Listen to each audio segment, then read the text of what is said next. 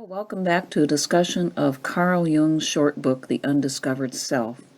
And we were just finishing up chapter 4, and I didn't quite get to this point, but it's a very important point that he continues on in the coming chapters. He finishes out making the point that our conception and interpretation of Christianity is, in his view, antiquated. He says the Christian symbol is a living thing that carries in itself the seeds of further development. It can go on developing. It depends only on us whether we can make up in our minds to meditate again and more thoroughly on the Christian premises. So he's arguing that the Christian religion, or any religion, is not set in stone, but that people have kind of set it in stone, and he's arguing for really kind of freeing it to be remolded. He says we need to remold the archetypal forms of religion into ideas that meet the challenges of the present. In other words, to put it plainly, religion needs to catch up with what's going on in the world and how people are thinking at this point in time. Religion, in his view, has to move along with the development of people to be relevant in their lives. Remember, he said that the archetypes remain the same, but the expressions of them may differ. And so at this point in time, the way that they are being expressed, in his view, isn't adequate. So chapter 5 is entitled The Philosophical and Psychological Approach to Life. And he points out something at the very beginning of this chapter, which I have always taken very seriously. I learned a lot about this when I studied history in grad school, that it's quite surprising when you look at it how our technology and our surface way of life can change very rapidly, but there is a considerable lag in our minds as far as how we will deal with it and how we will live with each other and our moral conceptions and our religious conceptions.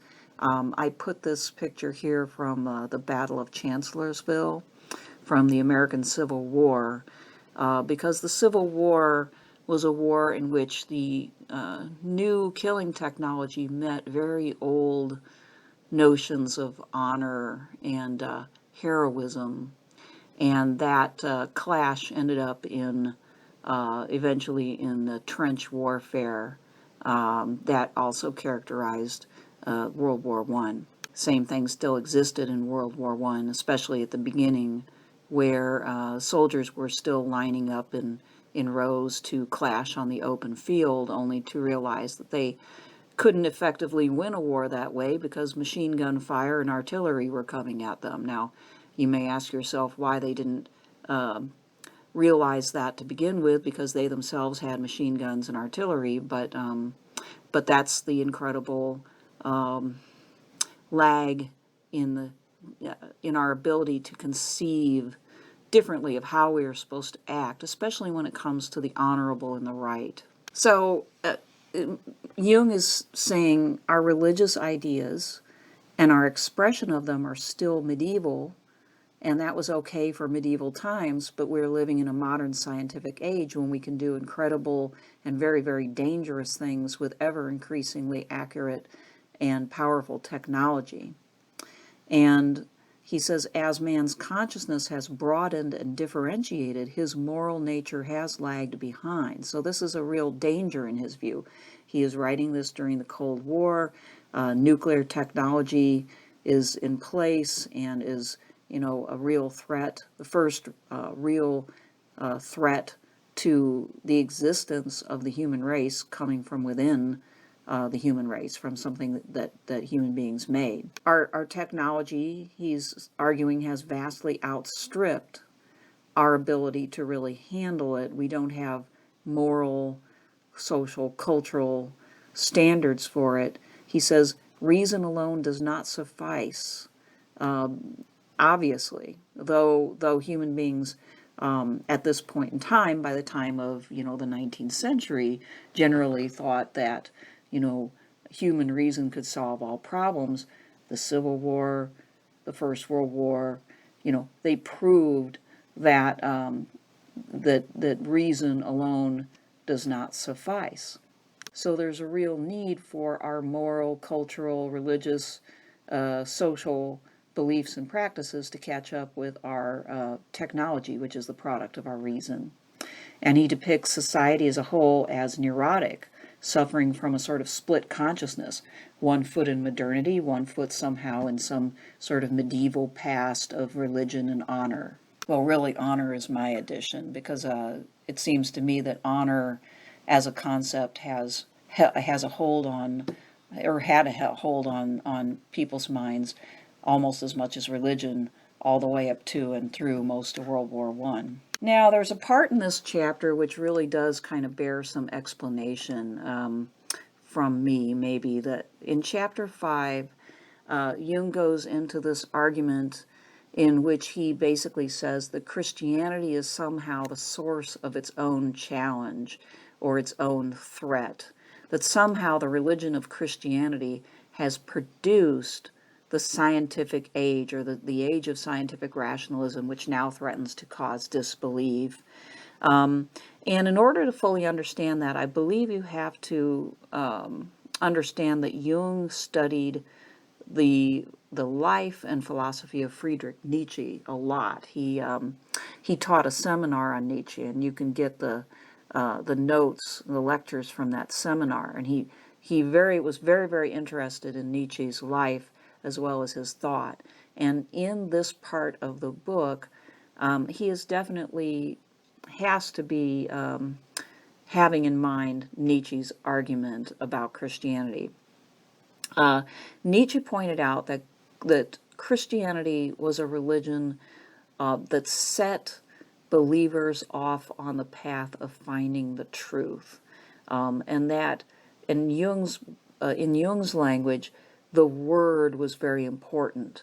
The word is the ability of human beings to grasp the mind, the word of God. Now, at first, maybe that word is interpreted as the scriptures, the revealed word of God.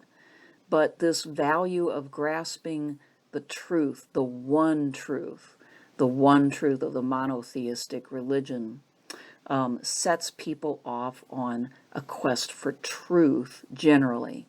And Nietzsche argues this search for truth, it compels people to find out and to embrace things that don't match up with the truth as revealed by the word in the scriptures.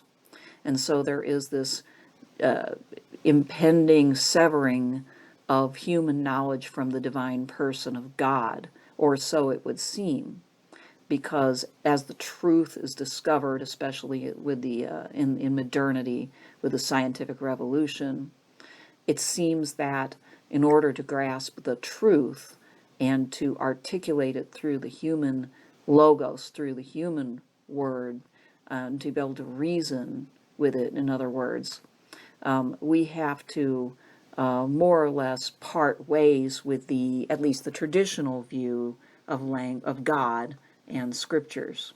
But as we do this, we become more conscious at the expense of the unconscious, which is something that Nietzsche also discovered. He said we move towards the Apollonian and away from the Dionysian.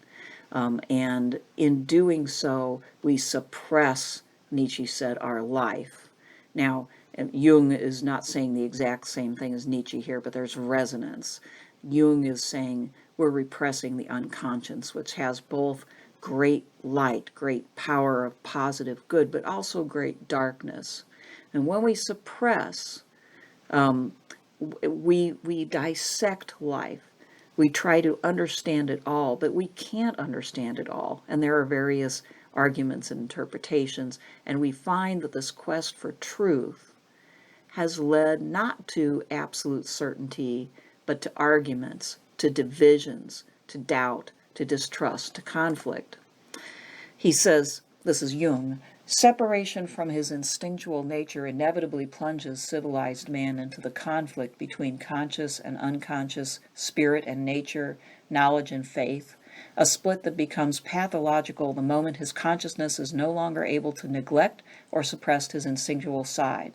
The accumulation of individuals who have got into this critical state starts off a mass movement purporting to be the champion of the suppressed. In accordance with the prevailing tendency of consciousness to seek the source of all ills in the outside world, the cry goes up for political and social changes which, it is supposed, would automatically solve the much deeper problem of personality. So you see, the quest for truth is the quest for certainty, the quest for control, to finally be able to have that sort of godlike power over our existence that we haven't had for millennia, and to finally get everything lined up so that we can experience happiness. The problem has to be something we can control.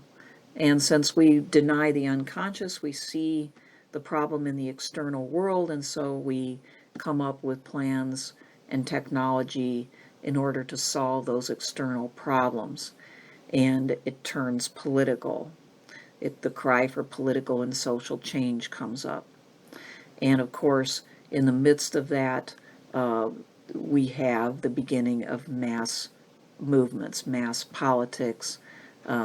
We have the rise of champions and of enemies. Here we have a propaganda picture from the Soviet Union back during the Cold War days.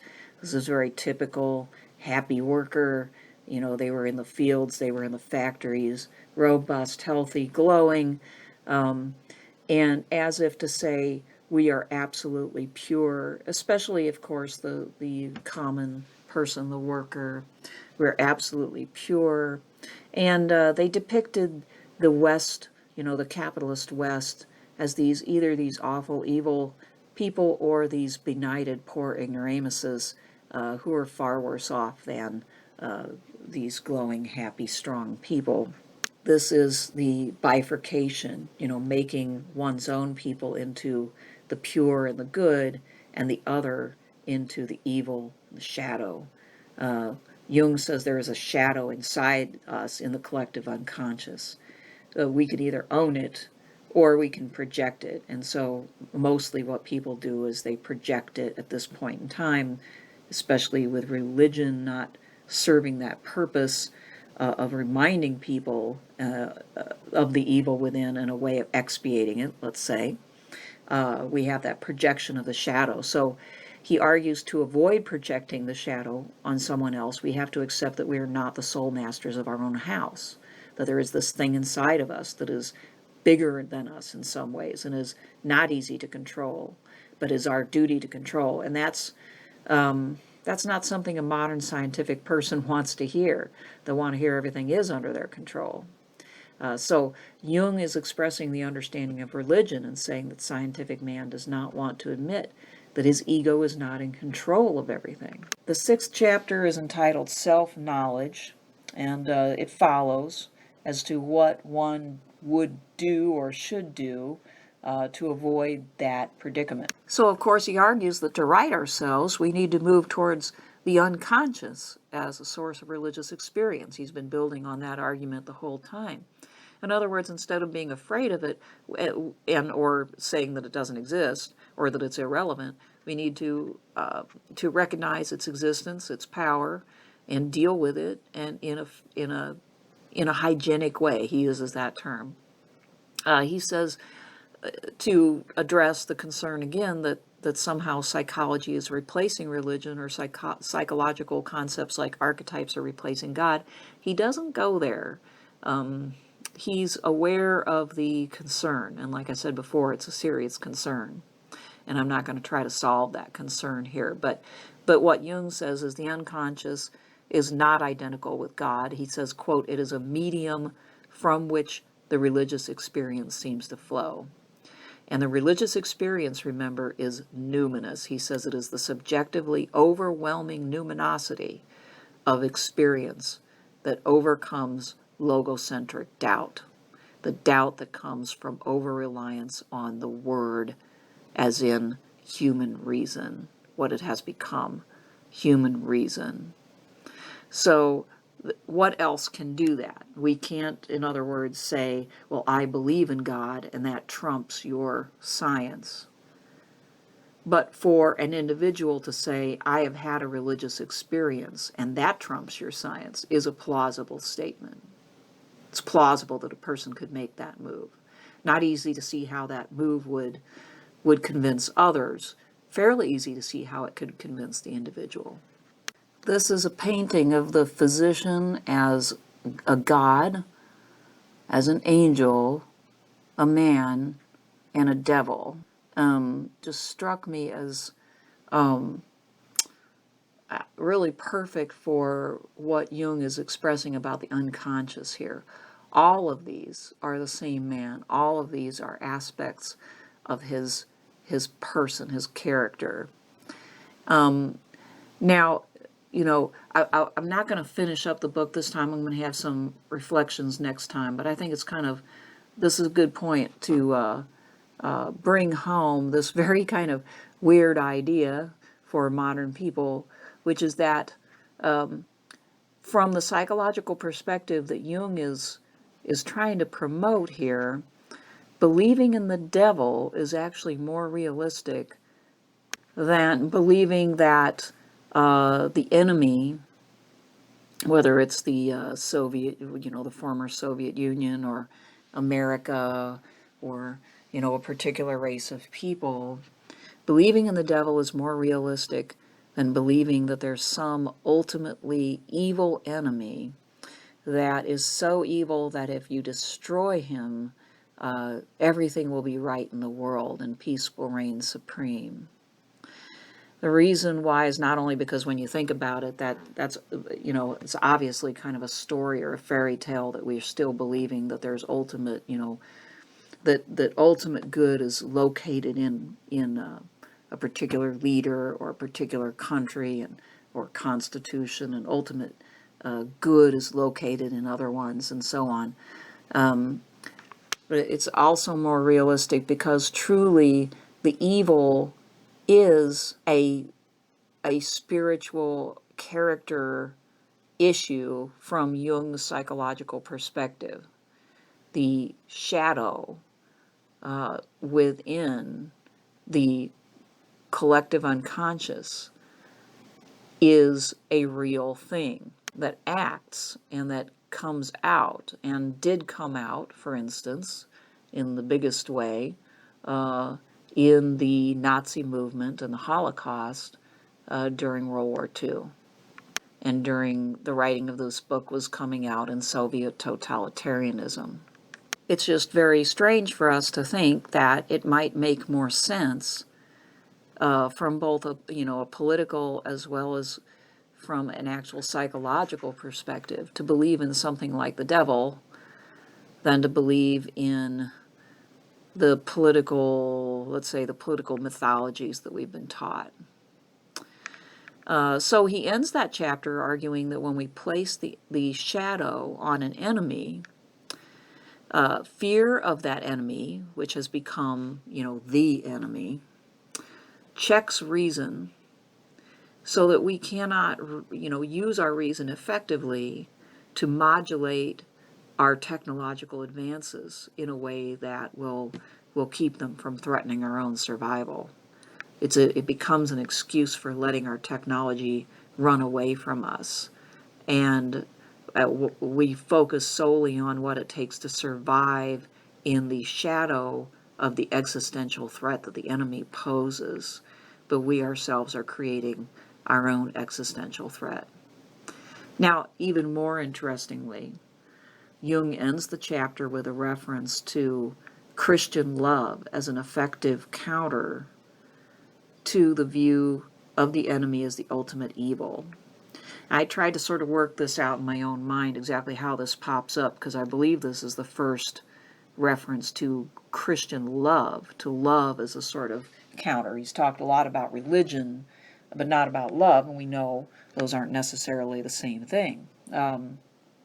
But I like the fact that he says it's a counter, because it's like, I suppose it's a challenge, right? To see the enemy, especially the enemy that one has come to see as the ultimate real enemy with a capital E, as a being that one could love. as a human being that one could love, which would, if one could do it, would rehumanize the person. And of course, that's what Jung is after. Is he wants that other, whatever, whoever it is, to be seen not as the devil, but as another frail, flawed, horrible, and lovable, ultimately maybe, human being. We can't love a person and think of them as the devil at the same time.